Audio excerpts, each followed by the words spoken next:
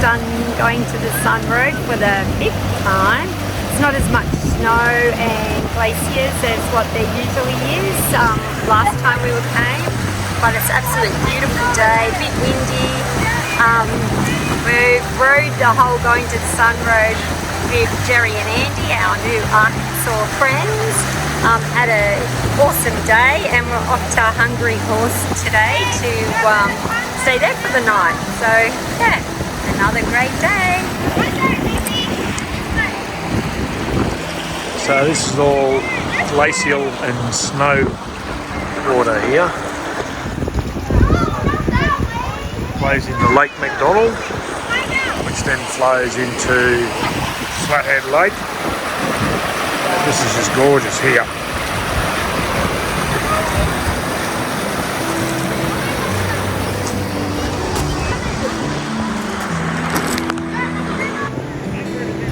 How you going, you old bugger?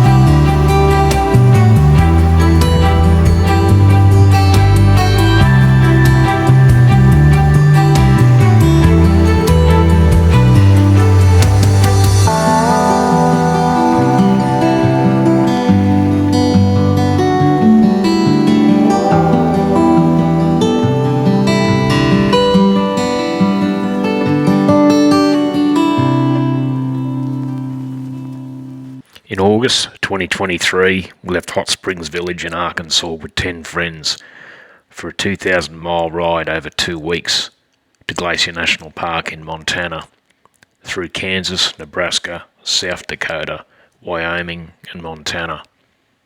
On August 27, we left Great Falls in Montana for Glacier National Park, but not before a birthday celebration for a special fella. Birthday to you. Happy birthday to you. Happy birthday to you. Happy birthday to you. Hip hip. One, two. Here you go, man. I'll give you a kiss. Woo!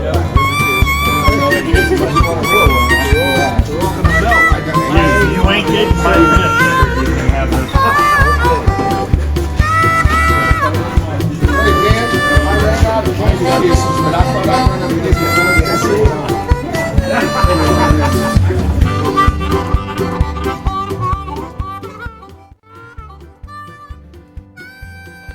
Glacier National Park is located in northwestern Montana, adjacent to Waterton Lakes National Park in Canada.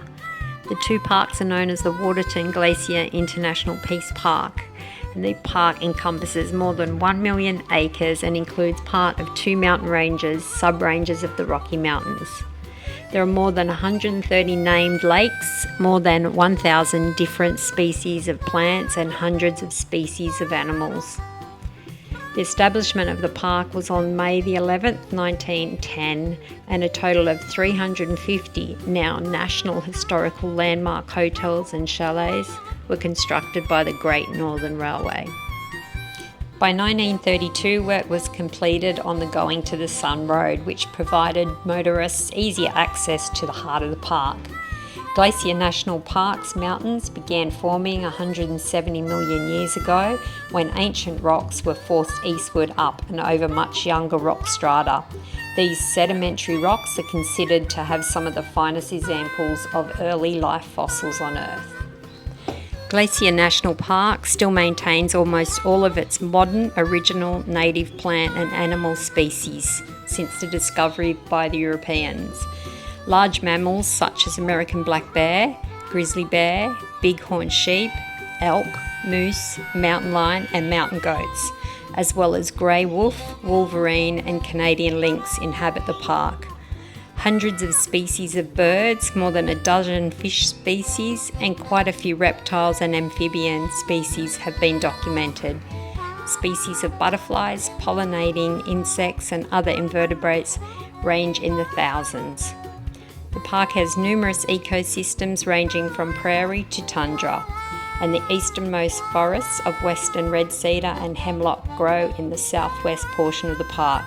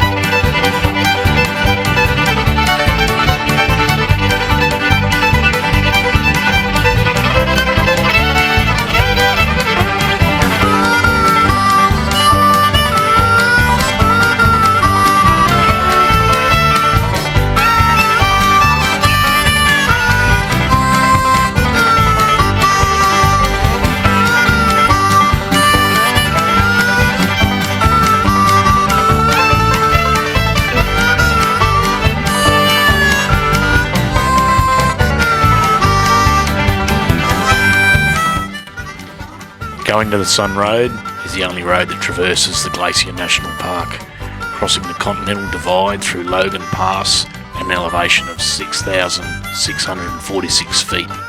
or 2,000 plus metres, which is the highest point on the road. Construction began in 1921 and was completed 11 years later. The road is one of the most difficult roads in North America to snowplough in the spring. Up to 80 feet or 24 metres of snow can lie on top of Logan Pass, and more just east of the pass, where the deepest snowfield has been referred to as the Big Drift. The road takes about 10 weeks to plough, even with equipment that can move 4,000 tonnes of snow in an hour. The snowplough crew can clear as little as 500 feet on the road each day. On the eastern side of the Continental Divide, or Logan Pass, there are a few guardrails due to heavy snows and the resultant late winter avalanches that have destroyed protective barriers. The road is generally open from early June to mid-October. A fleet of vintage 1930s red buses, modernised in 2001 and called Red Jammers or simply Reds, continue the tradition of offering guided tours along the road. The original bus drivers became affectionately known as gear jammers or simply jammers, since they had to jam the manual gearbox into low to safely negotiate the steepest road sections.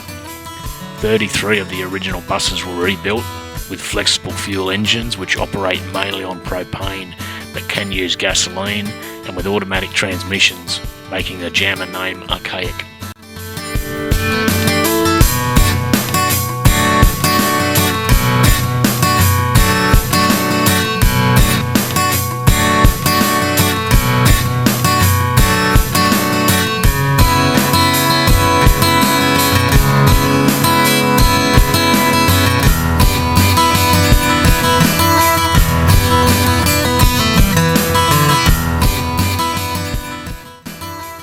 Logan Pass, with an elevation of 6,646 feet, is located along the Continental Divide in the Glacier National Park.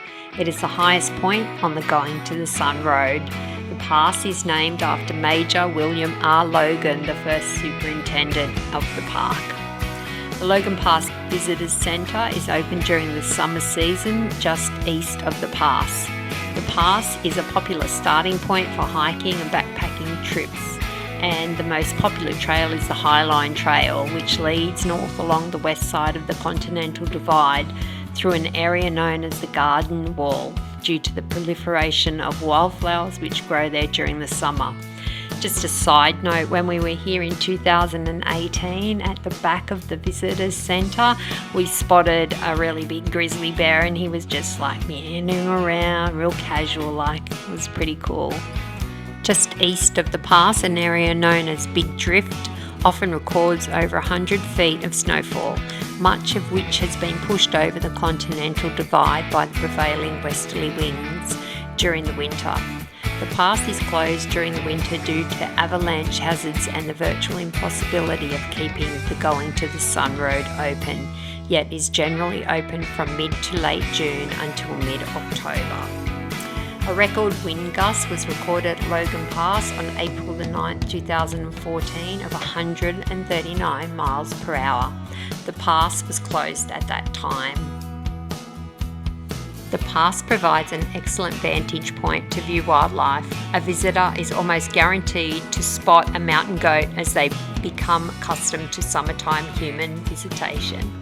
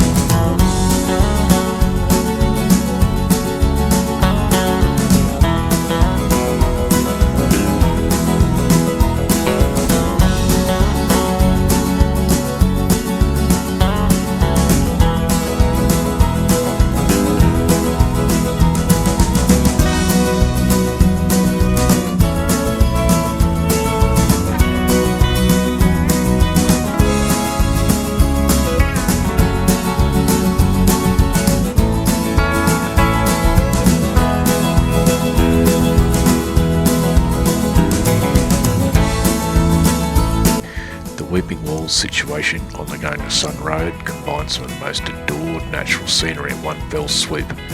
100 feet long, gushing torrents of water during runoff, this cliff is a popular scenic stopping point.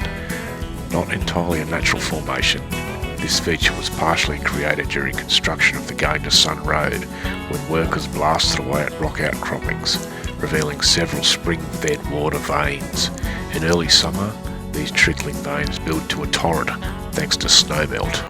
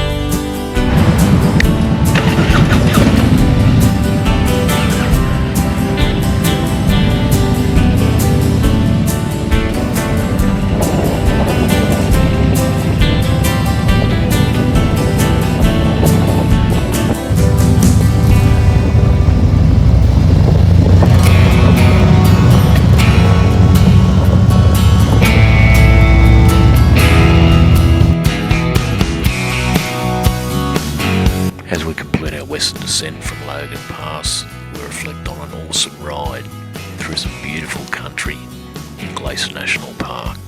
This was our fifth time riding Going to the Sun Road since 2012, but what made this one extra special was our riding buddies for the last week from Tennessee and Arkansas.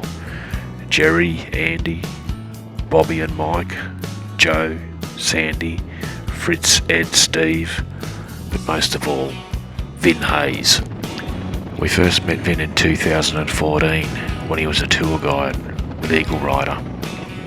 At the time, he and Steve Feather, another good friend of ours, taken us on a 20-day tour through the Canadian and the US Rockies.